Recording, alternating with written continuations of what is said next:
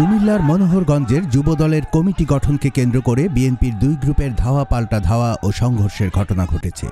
এতে উভয় গ্রুপের 10 জন আহত হয়েছেন। এদিকে সংঘর্ষ চলাকালে অবরুদ্ধ হয়ে পড়েন জেলা যুবদলের সাংগঠনিক টিমের নেতারা। বৃহস্পতিবার দুপুরে জেলার মনোহরগঞ্জ উপজেলা সদরে এই ঘটনা ঘটে।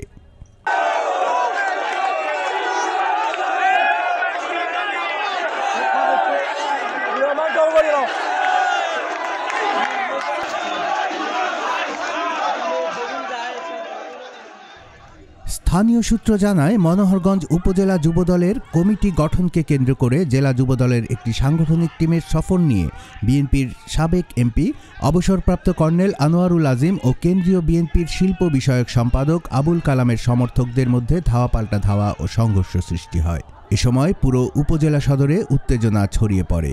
সংঘর্ষে উভয় গ্রুপের 10 জন আহত হন। এক পর্যায়ে সভার জন্য মনোহরগঞ্জ কলেজ মাঠে তৈরিকৃত মঞ্চ ও অনুষ্ঠান স্থল ছেড়ে কালাম গ্রুপ সমর্থিতরা চলে যান। পরে সেনাবাহিনী আইনশৃঙ্খলা পরিস্থিতি নিয়ন্ত্রণে আনেন। এদিকে জেলা টিমের সদস্যরা আজিম সমর্থিতদের কার্যালয়ে তাদের সাথে ঘণ্টাব্যাপী বৈঠক করেন বলে জানান উপজেলা যুবদলের সাবেক নেতা জাফর ইকবাল বাচ্চু ও মাসুদুল আলম।